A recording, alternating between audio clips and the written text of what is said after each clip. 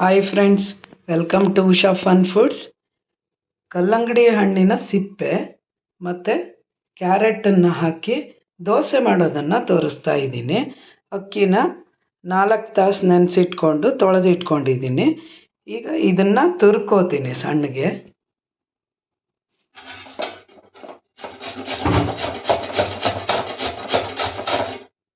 ಎರಡು ಲೋಟ ಅಕ್ಕಿಗೆ ಇಷ್ಟು ಕ್ಯಾರೆಟನ್ನು ಹಾಕ್ಕೊಂಡಿದ್ದೀನಿ.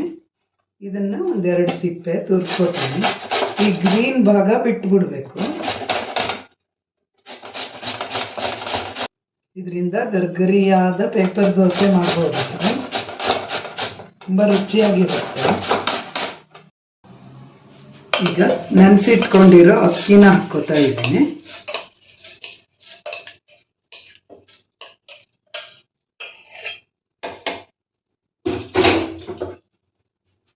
ತುರಿದಿಟ್ಕೊಂಡಿರೋ ಕ್ಯಾರೆಟು ಮತ್ತು ಕಲ್ಲಂಗಡಿ ಹಣ್ಣಿನ ಬಿಳಿ ಭಾಗವನ್ನು ಹಾಕ್ಕೋತಾ ಇದ್ದೀನಿ. ಇದು ಕೂಡ ನಾನು ನೆನೆಸ್ಕೊಂಡಿರೋ ಲೋಟದಲ್ಲಿ 1.5-2 ಲೋಟದಷ್ಟೇ ಇದೆ. ಕ್ಯಾರೆಟ್ ಸ್ವಲ್ಪ ಕಮ್ಮಿ ಇದೆ, ಆಮೇಲೆ ಕಲ್ಲಂಗಡಿ ಹಣ್ಣು ಜಾಸ್ತಿ ಇದೆ. ನೀರು ಹಾಕ್ಕೊಳ್ಳೋದು ಬೇಕಾಗಲ್ಲ. ಕಲ್ಲಂಗಡಿ ಹಣ್ಣಿನ ವೈಟ್ ಭಾಗದಲ್ಲಿ ತುಂಬ ನೀರು ಇರುತ್ತಲ್ಲ.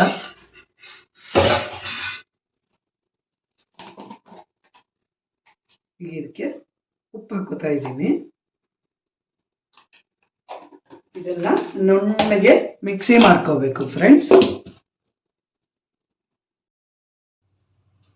ಈಗ ಇದು ನುಣ್ಣಗೆ ರುಬ್ಕೊಂಡು ರೆಡಿಯಾಗಿದೆ.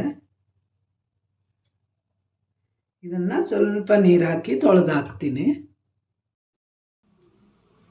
ಈಗ ಇದಕ್ಕೆ ಒಂದು ಚಟ್ನಿ ಮಾಡೋದನ್ನ ತೋರಿಸ್ತಾ ಇದ್ದೀನಿ. 2 ಒಣಮೆಣಸಿನ್ಕಾಯಿ ತಗೊಂಡಿದ್ದೀನಿ. ಇದು ತುಂಬ ಖಾರ ಇದೆ, ಅದಕ್ಕೆ 2 ತಗೊಂಡಿದ್ದೀನಿ. ಕೆಂಪು ಚಟ್ನಿ ಮಾಡ್ತಾ ಇದ್ದೀನಿ. ಚೂರೆ ಹುಣಸೆಹಣ್ಣು ಹಾಕ್ಕೋತಾ ಇದ್ದೀನಿ. ಆಮೇಲೆ ಹೆಚ್ಚಿಟ್ಕೊಂಡಿರೋ ಈರುಳ್ಳಿ,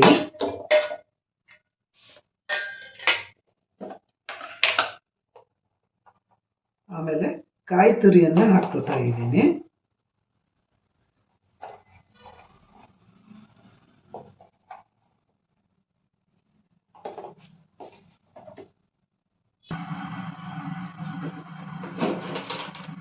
ಇದಕ್ಕೆ ಸ್ವಲ್ಪ ಹುರಿಗಡಲೆ ಹಾಕ್ಕೋತಾ ಇದ್ದೀನಿ. ಈ ಚಮಚದಲ್ಲಿ 2 ಚಮಚ, 1.5-2 ಚಮಚ ಹಾಕಿದ್ರೆ ಸಾಕು. ರುಚಿಗೆ ತಕ್ಕಷ್ಟು ಉಪ್ಪು, ಸ್ವಲ್ಪ ನೀರು ಹಾಕ್ಕೊಂಡು ಮಿಕ್ಸಿ ಮಾಡ್ಕೋತೀನಿ. ಈಗ ಚಟ್ನಿ ರೆಡಿ ಇದೆ. ಸ್ವಲ್ಪ ನೀರು ಹಾಕಿ ತೊಳೆದು ಹಾಕ್ತೀನಿ. ಈಗ ಇದಕ್ಕೆ ಇಂಗು, ಸಾಸಿವೆ, ಕರಿಬೇವಿನ ಒಗ್ಗರಣೆಯನ್ನು ಕೊಟ್ಟರೆ ರುಚಿಯಾದ ಚಟ್ನಿ ರೆಡಿಯಾಗಿದೆ.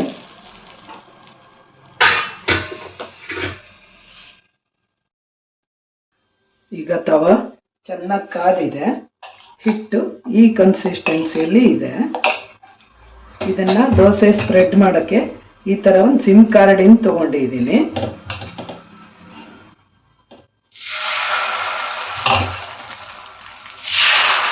ಇದರಲ್ಲಿ ಸ್ಪ್ರೆಡ್ ಮಾಡಿದ್ರೆ ಚೆನ್ನಾಗಿ ಗರ್ಗರಿಯಾಗಿ ಬರುತ್ತೆ ದೋಸೆ.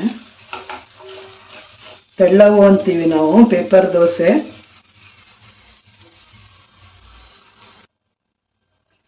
ಮೀಡಿಯಂ ಊರಿನಲ್ಲಿ ಈ ಥರ ನಿಧಾನಕ್ಕೆ ಬೇಯಬೇಕು. ಇದು ಆವಾಗ ಚೆನ್ನಾಗಿ ಕ್ರಿಸ್ಪಿಯಾಗಿ ಬರುತ್ತೆ ಫ್ರೆಂಡ್ಸ್. ನೋಡಿದ್ರಲ್ಲ ಎಷ್ಟು ತೆಳುವ, ಎಷ್ಟು ಚೆನ್ನಾಗಿ ಬಂದಿದೆ ಅಂತ.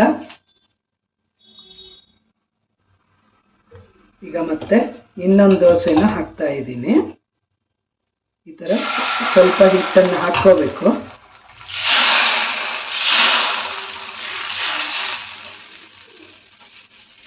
ಹಿಂಗೆ ಮಾಡಿದ್ರೆ ತೆಳುವ ದೋಸೆ ಬರುತ್ತೆ ಫ್ರೆಂಡ್ಸ್.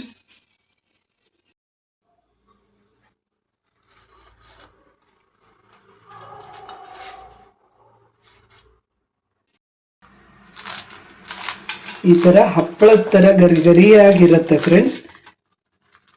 ದೊಡ್ಡ ಊರಿನಲ್ಲಿ ದೋಸೆ ಮಾಡಿ ಆಮೇಲೆ ಸಣ್ಣ ಊರಿನಲ್ಲಿ, ಮೀಡಿಯಂ ಊರಿನಲ್ಲಿ ಅದನ್ನು ಬೇಯಿಸಿದ್ರೆ ಈ ಥರ ಗರಿಗರಿ ಆಗುತ್ತೆ. ಇವತ್ತಿನ ನನ್ನ ಹೆಲ್ದಿ ಮತ್ತು ರುಚಿಯಾದ ದೋಸೆ ಚಟ್ನಿ ರೆಡಿಯಾಗಿದೆ ಫ್ರೆಂಡ್ಸ್. ಯಾರೆಲ್ಲ ನನ್ನ ಚಾನಲ್ಗೆ ಸಬ್ಸ್ಕ್ರೈಬ್ ಮಾಡಿಲ್ವೋ ಸಬ್ಸ್ಕ್ರೈಬ್ ಮಾಡಿ, ಲೈಕ್ ಮಾಡಿ, ಶೇರ್ ಮಾಡಿ. Thank you for watching. Bye bye.